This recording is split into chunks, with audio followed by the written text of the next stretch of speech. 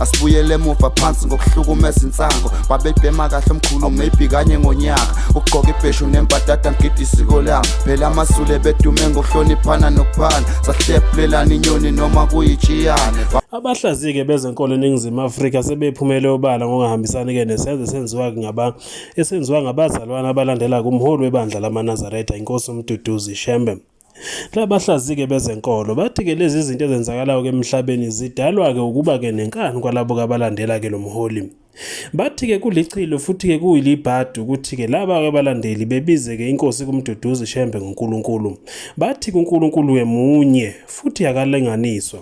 NaseBhayibhelini wathi uma ngabe-ke biza kenye yamadodana-ke noma-ke yabalandeli-ke wayitshela-ke emehlweni ukuthi ungabi nabanye onkulunkulu ngaphandle kwami. Lokhu kwaye kusho ngoba wayazi ukuthi kuyohamba kube khona-ke abantu abalinganiswa noma abafuna ukuzilinganisa-ke nayo.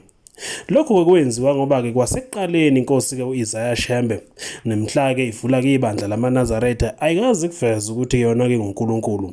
Lapha kabanye-ke babahlaziyi bathi-ke kuqhamukaphi ukuthi-ke namhlanje uShembe abizwe ngoNkulunkulu. Akhala ngokuthi-ke inkosi u-Isaiah Shembe azange ukuthi-ke yena unguNkulunkulu, kodwa-ke wakuveza ukuthi-ke inkosi ngipheke ubuhlakani ngibeke ngothunyiweyo ebantwini-ke bakho.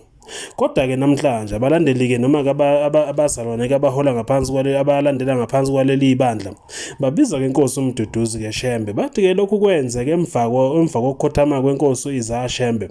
Abalandela lapho yibona-ke ababeke sebekutusa noma-ke sebekubuka njengento enhle ukuthi-ke babizwe ngoNkulunkulu. Uthi-ke njengoba imvelo icasuke kangaka nje kuba-ke nezikhukhula kufa abantu kungenxa yokuthi kukhona abazimatanisa-ke naye. Uthi kwasekhaya uma ngabe kusaphila ubaba indodana ayikazi yazibiza ngobaba futhi ayikazi yabizwa ngobaba kusekhona ubaba. Leyo ndodana iyayibizwe ngomfana waloyo baba. Pho namhlanje lokho kwenzakalayo-ke bakuthathaphi.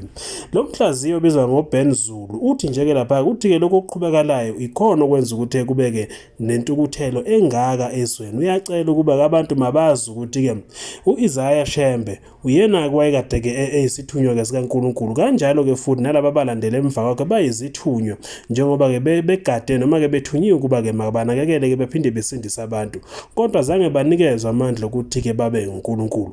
Abasiye uNkulunkulu kodwa bayizithunywa zikaNkulunkulu ezithunyiwe ekuthenini-ke mazibuyise-ke abantu abalahlekileyo-ke lapho belahleke khona. Kuyacelwa-ke nokho ukuthi noma ngabe ngubani okade-ke khona ekuthenini-ke kubizwe-ke inkosi-ke laphaya-ke uMduduzi Shembe ngoNkulunkulu, lokho mabakuye kakhulukazi-ke abebandla lamaNazaretha ibona abanalo mkhuba omubi futhi kobhedayo wokuthi kubizwe-ke inkosi uMduduzi Shembe ngoNkulunkulu. Munye uNkulunkulu futhi akekho masiyo makakabonwa.